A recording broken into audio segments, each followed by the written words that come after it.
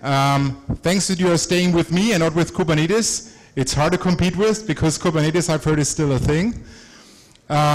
So I have no technical talk at all, but I do my very best that your time is worth it, okay? So just to give you a short introduction, I work for a company named Netways. We are located in Nuremberg in Germany. We are focusing on data center solutions with open source, means the thing from monitoring, configuration management, logging and all that stuff. And personally, I'm CEO at that company.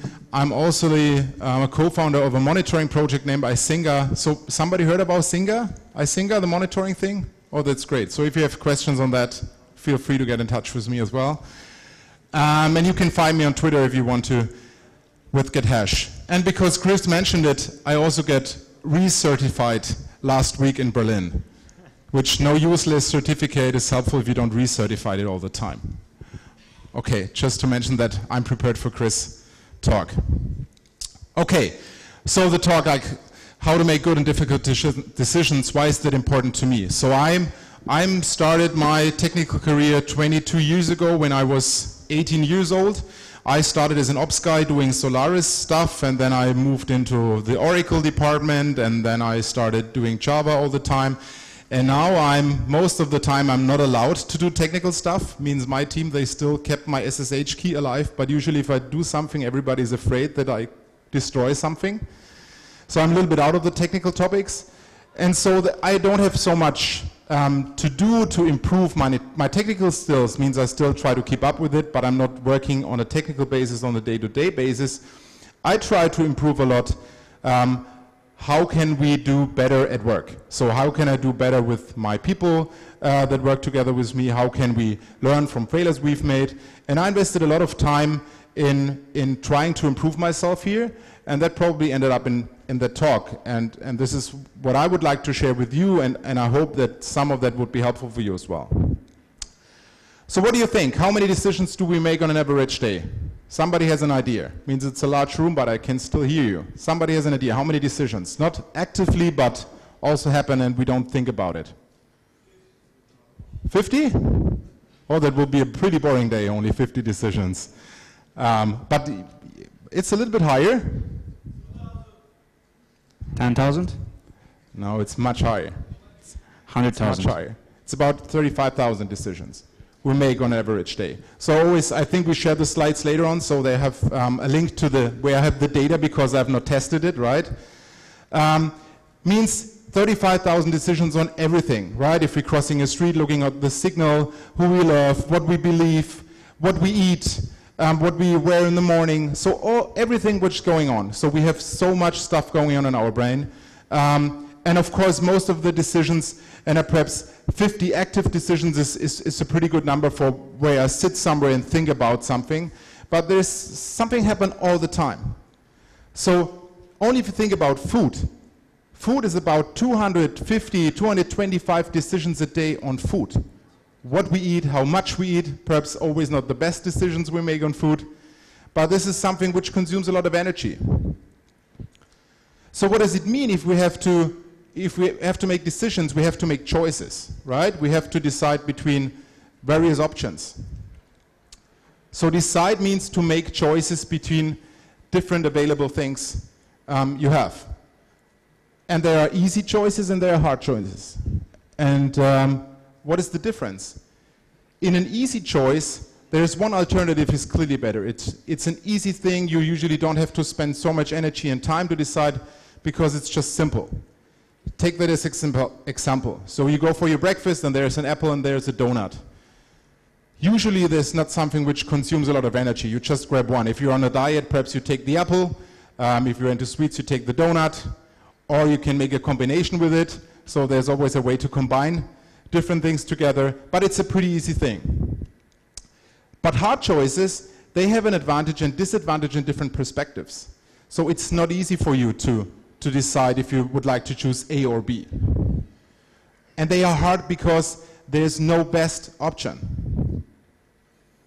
And I give you an example. So imagine yourself, you're looking for a new job, right? So you say, I'm looking for something new. And you have two offers, let's say from a smaller company and a bigger company, big enterprise. So you get more money. On the other side it's perhaps a family atmosphere. So there are different things which impacts your choose. And so if you say, and take this table as a comparison, perhaps you can do remote work here and you have to commute, and then you come to the result that probably all these arguments, pro and con, like equalize each other, right? So at the end you pull the graph and say, okay, now I'm trapped because it looks like it's pretty much the same. And then think about that you change one variable out of it. Let's say if all these equalized to each other, say, okay, I just add more money. That's the only thing. And somebody says, okay, I give you 5,000 more. Is it then an easy choice? No, it's still not, because then you figure out that one parameter does not make it easier for you. It's still hard. So it's not working like math.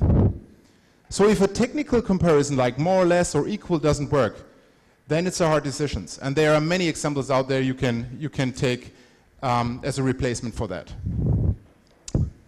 So how to make good choices, which is one of the big parts of my talk. Choices, yeah, sometimes it's hard, and you don't just know, you're unsure, even they're getting more complicated, you don't know what to do. First of all, avoid stress. So making decisions in stress is not a good idea, and making choices in stress is not a good idea. Why? Because under stress, we are going into the fight or flight mode. I don't know if you heard about that thing. So what happens that your brain probably gives out cortisol, and it blocks your prefrontal cortex, where all the rational thinking happens up there, which is pretty much the same happens if you drink too much coffee, if you don't sleep enough, if you drink alcohol too much, and I think a lot of us have been between that border, that it's still fun, and then it goes to it's not fun anymore.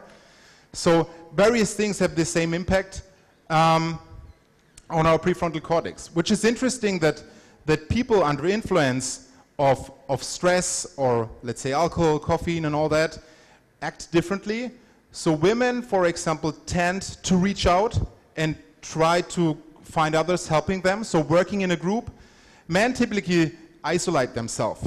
Means, I'm not saying that everybody does it that way, but in general it's so that like men under stress, like going on their own, going in a tunnel mode and try to solve it, and women go out to the group and try to get help, which is that women can handle cortisol much better than men can, and they usually under stress work better in the way that they reach out and still are able to maintain influence and feedback in working in a group.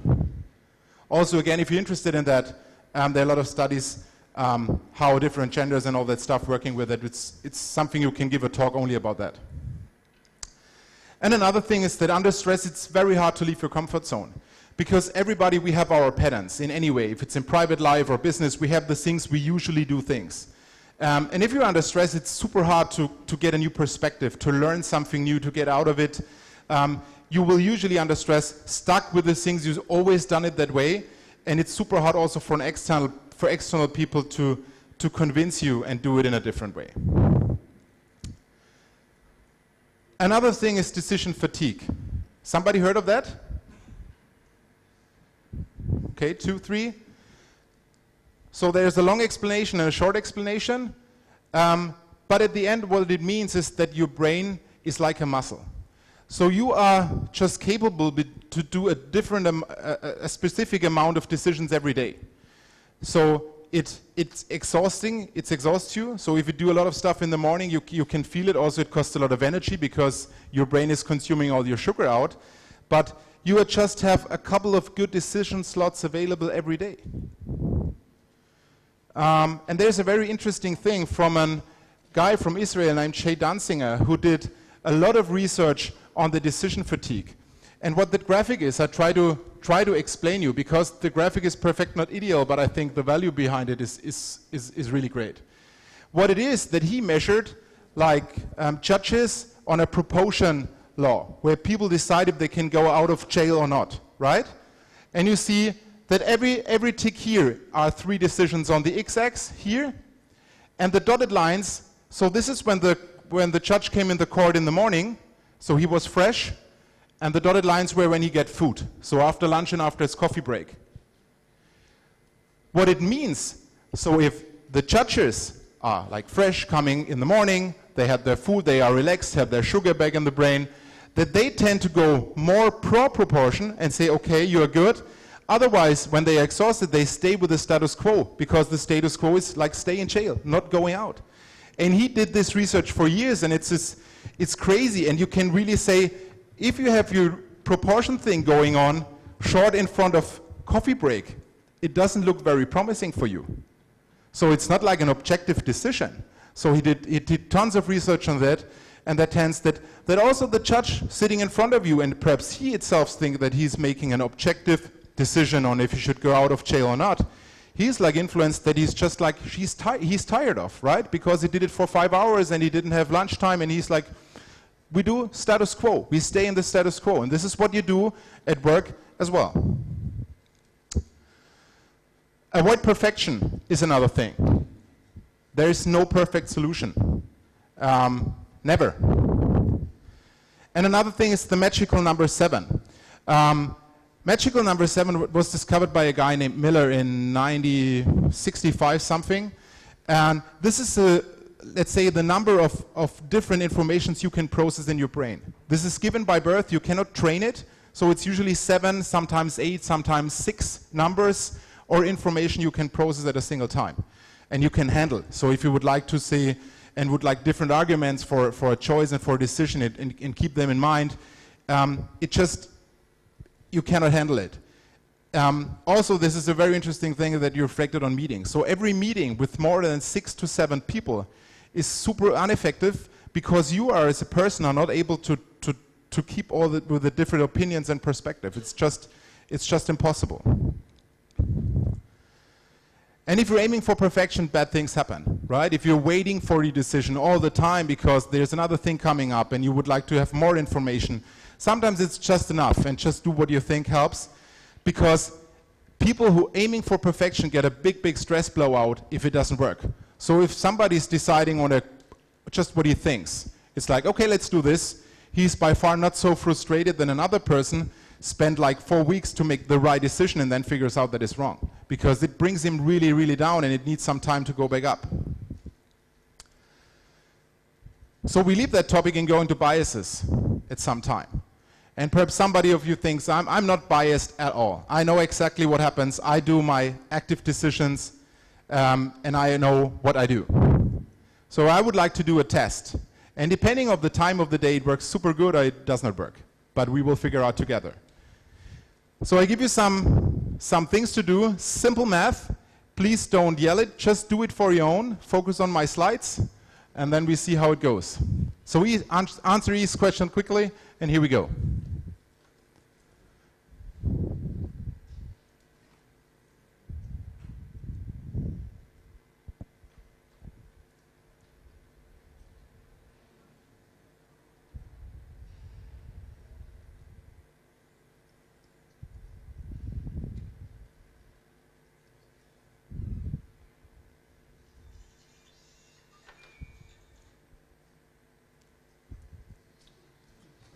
Who had number 7?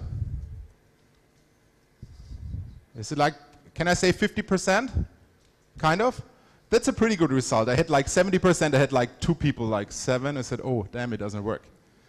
So somebody idea why you came to that 7 result?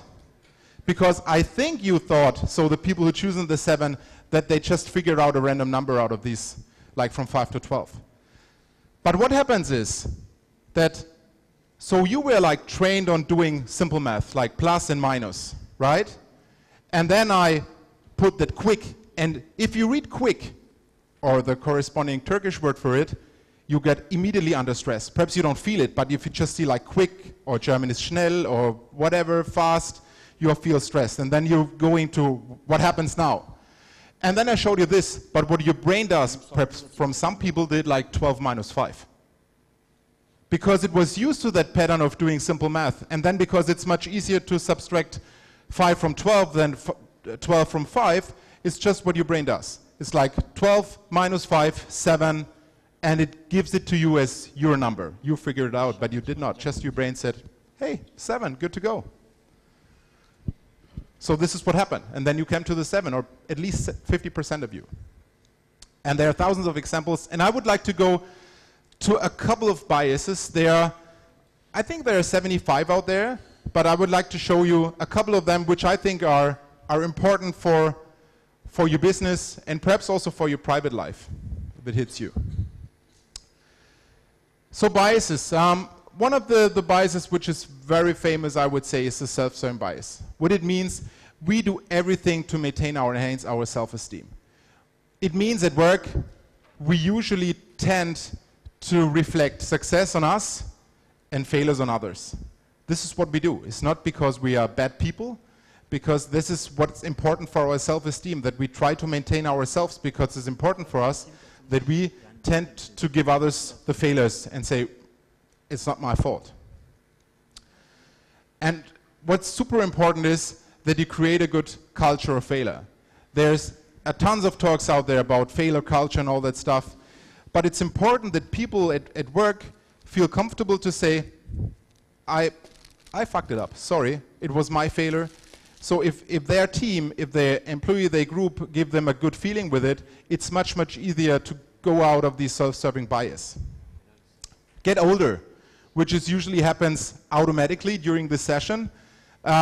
When you get older, it's much, much easier usually to say, I have no idea. It was my mistake, my error. So getting older helps you overcome the self-serving bias, because as a younger, you always have the feeling that you have to show the others, yet you can do it. When you get older, you're at some point like, I don't care. So being relaxed helps pretty good overcoming the self-serving bias. Confirmation bias, it's a very interesting thing. What does it mean? It means that often we have made our decision in some aspects. So we have an opinion on something, right? We have opinions on tools, on people, on companies. And what we do is we usually maintain it and looking for something which just empowers our already made choice. I'll give you an example. If you're looking for, if you would like to say, I would like to tool A in our data center, and you're looking out on Google, you usually would Google for perhaps a success story, because you already made your decision. Okay, let's get that example from Chris. Let's say you have to decide between Mesos and Kubernetes, right? So you try to be objective and say, I don't know, I would like to get information about what will help us in production. But usually you already made kind of a decision because you've heard that Kubernetes, and that's another topic I'm coming to that later, regarding because it's super popular, we have heard about it, everybody's talking about it, you should use it. You will usually go to Google and find like how to implement Kubernetes or success stories Kubernetes or blah, blah, blah. So what you will do is automatically you would try to find somebody which confirms your already made choice. But what you not do is you go not on Google and say pains and what did not work with Kubernetes. So we have to go from the other way around.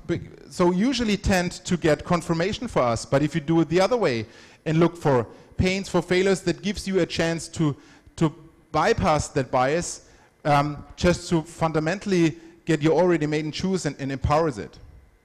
Try to make friends, which is always a good suggestion for life. Friends will tell you you are on the wrong path. And it's much easier for friends to do that than perhaps colleagues or your boss, depending on your culture you have. But friends will always tell you, or it's much easier for them, you're sitting on the wrong train. So, of course I can support your confirmation bias and say, yeah, you're right, you're doing it the best. But for them it's much easier to say, hey, I think you're doing it wrong, you should overthink it. Cognitive fluency. It's a bias which has the different other biases sitting under it. What it means, and I don't want to read it. I give you an example, and the thing is because familiarity and fluency is something our brain is hard for them it's hard for the brain to separate it. I'll give you an example. There's, I don't know if you heard about the Beauty and Average effect. So here you see, like everything is 32 different Caucasian women, which the average face is put in a single picture. And I think you would agree that they look pretty much the same. But no part of that face is equal to another. Or perhaps that sounds familiar to you because it's a combination of two people, like George W. Bush and Mr. Obama. But that happens to people, but that also happens to things we've heard often. So there are studies, for example, where they give people 20 different food additives. They should decide if they think they harm their body or not. And all 20 of them do not exist. But the names who sounds nice to us, familiar to us, sound pretty equal to a product we know, we think it's not harming us anymore. Because we think we heard it. And since we heard it, we think it's good. Another example is, there's a quote like, everything you view with love is beautiful, which is a quote from a German lyrics guy. The story behind it is, there's a super high chance with that mere exposure effect, which is also something with the cognitive fluency. If you see a person all the time, at work, your neighbor, all the time, and you didn't have any negative thinking about him at the beginning, there's a pretty high chance that over time you think he's more nice and you will like him. Perhaps you fall in love, because this happens a lot at work, because people see each other every day. And this is how peer groups are created. That you see people a lot, and if you see them a lot, you think more positive of them. The only thing which not happen if you hate someone at the beginning, as more as you see him or her, you will as more hate him more, because you get annoyed by him. So a big requirement that this works from my perspective is that you have a neutral thinking at the beginning, and then it's really moving to a positive fluency that influence also your decision. So what can you do? If it sounds and looks too good, be careful. Always a good tip, because these mere exposure effect, this is what every big marketing company uses. Or multiplies word, you see it all the time, and replaying in their ads, they replying their brand name like 20 times. Not because they don't know how their name is spelled or said, it's just like manipulation. Sunk cost bias. That's my favorite. Somebody heard of it? What it is? Okay. We want to make the investment worth a while. This is what we do. This is what we tend to do. So we become attached to our commitments. So we decided to do something, and then we figure out it does not work. It's super hard for us to give up on an idea. So because we fear failing and look foolish. I go back and give you an example. You go to the cinema, and after 10 minutes you figure out that the movie is just crap. What do you do, usually? I spend so much money for the movie, I stay in there. That's crap, because you're wasting your time. The money is gone anyway. Right? You can go out, have dinner, go to another movie, whatever, the money is gone. There's no reason to stay with it, It's the same in relations. Some people have relations for years. Everybody knows it's not working anymore, but it's just like, it's comfortable. We invested so much time in it. We have done so much trips together. So investment in the past should not reflect on the future. And there are a lot of things, like, I think every company, everybody knows these projects at work where everybody knows this will not work. But people say, we invested so much time. We are working on this 5 years now, so we have to make it work, because it's just hard for us at some point to give up and say, it was just a mistake. It was the wrong decision.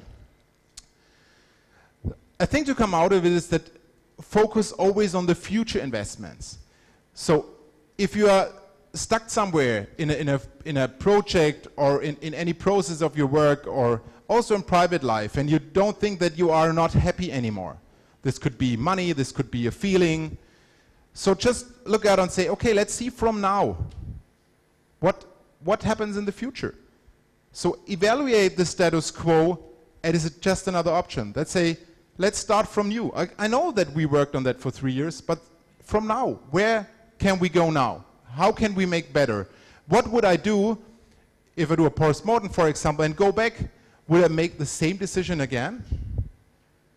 And this is super helpful to always keep that in mind. If you think about something where you already have a feeling, and feelings are sometimes the best foundation for a decision, that something is wrong.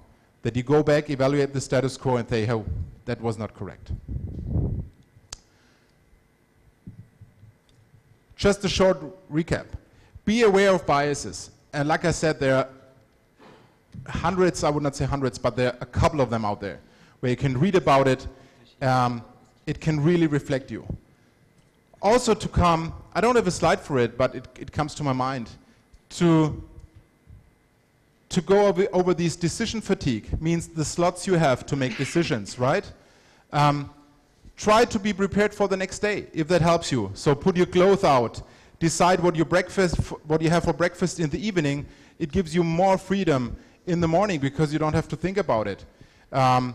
We, for example, at our company, we don't do meetings after 1 o'clock. No meeting. Except some urgent things happen, which happens often. Some urgent things happen. But we try not to do a meeting after lunch. So we try to have everything in the morning, because in the morning people are able to make good decisions because they are fresh. They are able to focus, to leave their comfort zone. So this helps a lot. And try to, if that's a topic for you, and if you have to make a lot of decisions, try to move away all the things you have to do in the morning. A lot of people are known for wearing the same clothes every day. I think Mark Zuckerberg or Obama was also somebody, he wore the same suit every morning, So it was super easy, and he was not standing in front of it, what do I wear today? Because that's taking away a decision slot from you. So try to do important things in the morning. Always try to get enough sleep. Another thing is, never talk to your employee, or try to not do it 5 o'clock when we is leaving. That's the worst you can do. If somebody of your team members is leaving the office and saying bye, and you say, hey, can you come by? I have to tell you something. That's the worst.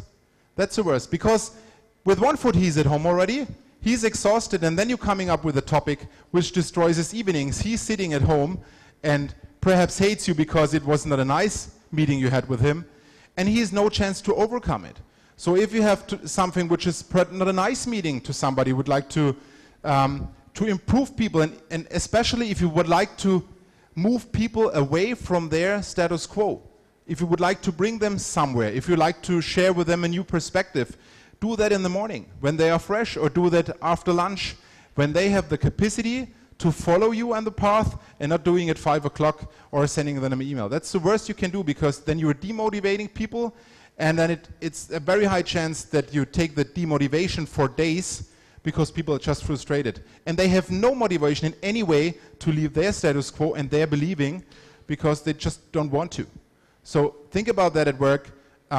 Try to catch up with people, and try to work together with them and making the next steps when they are fresh, when they are capable for, because it will make it much, much easier for you to bring them on board. I also would like to say, please, of course, make decisions, because if you're not doing it, others will do it for you. And I know there are a lot of people, they are afraid of making a decision. They are just afraid in making a failure. But if you do not do it, somebody else will come over and decide for you. And also change your decision as often as possible, and if it's needed. I know that's hard, because of that confirmation bias I talked earlier about it, we tend to say, okay, we go here. And then you explain your people in your company, and then you figure it out after 2 days, oh, that was a wrong decision. That our first thing is like, but I decided that way, so you try to fight for your decision you initially made. But it's no problem if you explain it. So you can, and usually people have no problem that you as a leader change your opinion 3 times a week. But you have to explain it. You have to take them with you. So if you send an email like 3 times a week, now we do this and now we do that, and people have no idea what's going on, they think you're just nuts because you don't know what you do anymore. But if you explain people why everything changed from yesterday to today and you have to do a different thing, people absolutely follow you. That's no problem for them. They can process this, find the right timing, explain it, and really try to overthink previous decisions all the time, because every day, every hour, every minute, some parameters will change. And when there is no reason, because sometimes, and I like saying your hard choices, perhaps there is no best option. There is no A or B. It's just impossible. Flip a coin. Do what you think is right at the moment. And I think you all have heard about this flip a coin. And then during the coin is in the air, you have this wish that the coin ends up on this or this side. Have you tried this out? If not, do it. So if you don't know what to do, flip the coin and then you think, oh, please the number. And then you know what you like to do. So sometimes there's no right decision. You have to figure out, what do I want? So do I want a job on the countryside, and I therefore decide to go with a smaller company because I don't want to commute all the time.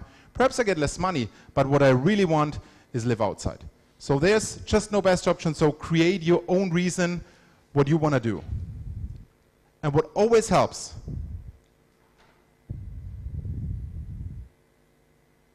ask questions for everything. And I hope I get this right. Thank you very much. So we have time for 1 or 2 questions. Okay. Is there a question? You can also ask about Isinga. I don't know. Whatever. Yeah, whatever. Don't be shy. Okay. Hi, great talk, by the way. My team, I think, is taking advantage of me. They come to me for decisions in the evenings. Okay. So I want to just say, I don't want to make a decision right now, but I want to do it in a proper way. What should I do? What I do is say, open a ticket to me. So in our company, we have one ticketing system for everything, from having support to ordering toilet paper. So we do everything in that system. And usually I figured out if people come, like when I get a coffee, hey, what should I do? I said, oh, please open a ticket. 90% of the questions are gone because it's too much work opening a ticket. But the 10%, because then you immediately have a filter what's really important, then you can take your time to overthink it and not trapped in these, okay, do this. Yeah. And then you 5 minutes later you figured out, oh, that he just catched me on the wrong foot. So I always say, put them in a formal process, because that filters out the unimportant thing they can solve on their own and just turn on Google. And then you have a chance to decide when you would like to make a decision. Yeah, thank you. Of course.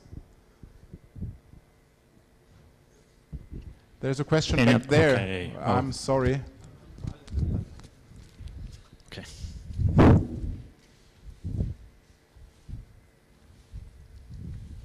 Hello. It was a beneficial talk, by the way. Thank you. Thank you. After making a decision and thinking that it was a wrong one, in what mindset should you be in? Can you repeat the last sentence, please? In what mindset should you be in after realizing that you made a wrong decision? That's a good question. I think it depends on the heaviness. I would say personally for me, it's if it's like decision on people. Let's say if you hire somebody, if you fire somebody, because then it has a bigger impact. And sometimes you come to the moment. It's also not correctable, right? Because if you fired somebody, yeah, of course you can hire him again, but usually it's done then. And it happens to me like 3 times a day that I think myself that I was wrong. I try not to change the same day. I write it down and think about it the next morning. And then if I still have the thinking that this was wrong, then I immediately talk to the people who they are responsible for or who are interested in and explain them that was my thing. Because sometimes you're on this flapping mode, right? You made a decision and then you come as, perhaps it was not right, but then you got this yes-no thing. And they are sleeping a night over, being fresh in the morning. Sometimes it's like super easy and you know what you like to do, like stuck with the old decision or make a new one. But I always would write it down. Okay? Okay. Sen var. What?